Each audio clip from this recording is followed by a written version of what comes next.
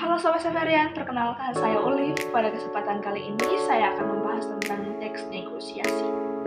Nah, setiap manusia tentu pernah melakukan tawar-menawar dengan orang lain ketika transaksi jual-beli.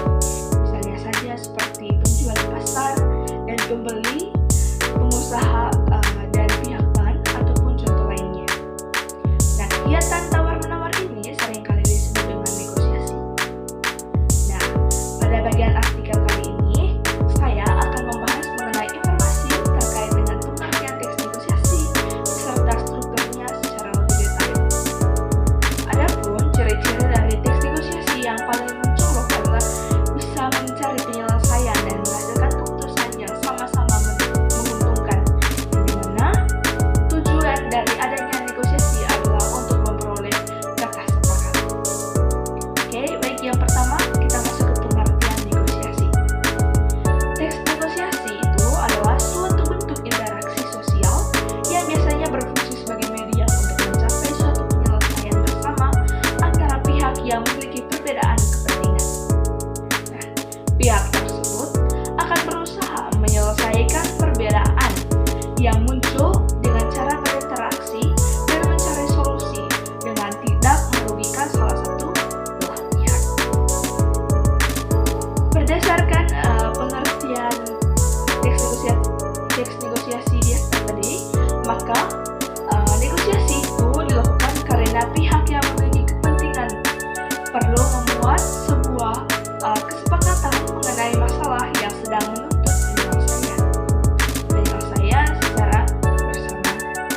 Nah, tujuan dari hal itu antara lain untuk mengurangi perbedaan kepentingan dari setiap pihak yang terlibat dengan mencari cara untuk menemukan tujuan yang sama dan menciptakan sebuah kesepakatan yang disetujui kedua belah pihak. Nah, yang pastinya itu sebelum melakukan proses negosiasi seharusnya itu kita menetapkan dulu wakil dari setiap pihak yang terlibat, begitu pula bentuk ataupun struktur interaksinya, apakah mediasi atau dialog. Nah, yang berikutnya itu kita masuk ke struktur teks negosiasi. Perlu diketahui untuk membuat sebuah teks negosiasi itu seharusnya kita itu perlu mengetahui strukturnya terlebih dahulu. Secara umum, struktur teks negosiasi ini terdiri dari orientasi, pengajuan, penawaran, dan persetujuan.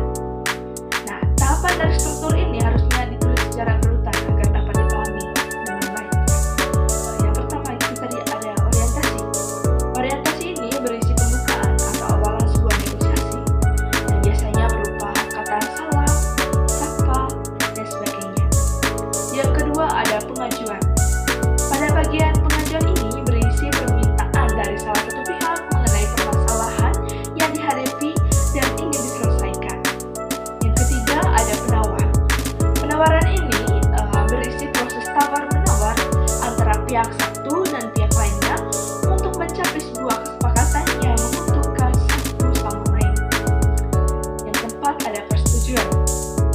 Jika tawar-menawar sudah dilakukan, maka tahap selanjutnya itu adanya kesepakatan atas hasil penawaran dari kedua belah pihak. Nah, bagian persetujuan merupakan titik temu dari penawaran dan pengajuan yang telah dilakukan oleh kedua belah pihak. Oke, yang berikutnya itu kita masuk ke unsur surat penawaran.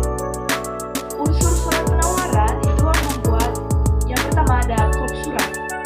Kop surat ini memuat informasi perusahaan seperti nama, alamat, nomor telepon, email, dan logo. Itu ada tanggal dan nomor surat menunjukkan tanggal penawaran dibuat dan nomor urutan surat. Yang berikutnya ada lampiran. Jika ada menyebutkan lampiran yang disertakan seperti katalog, produk, atau penawaran khusus.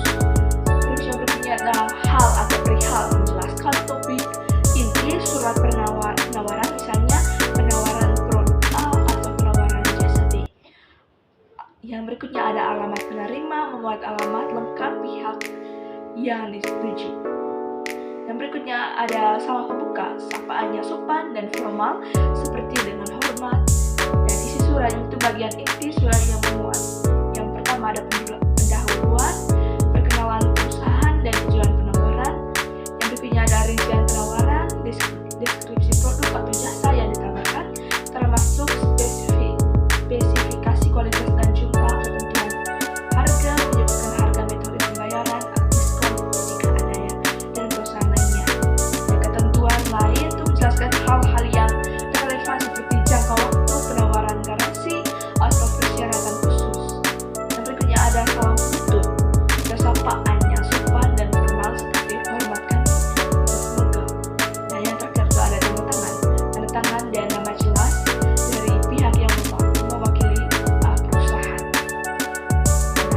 pidato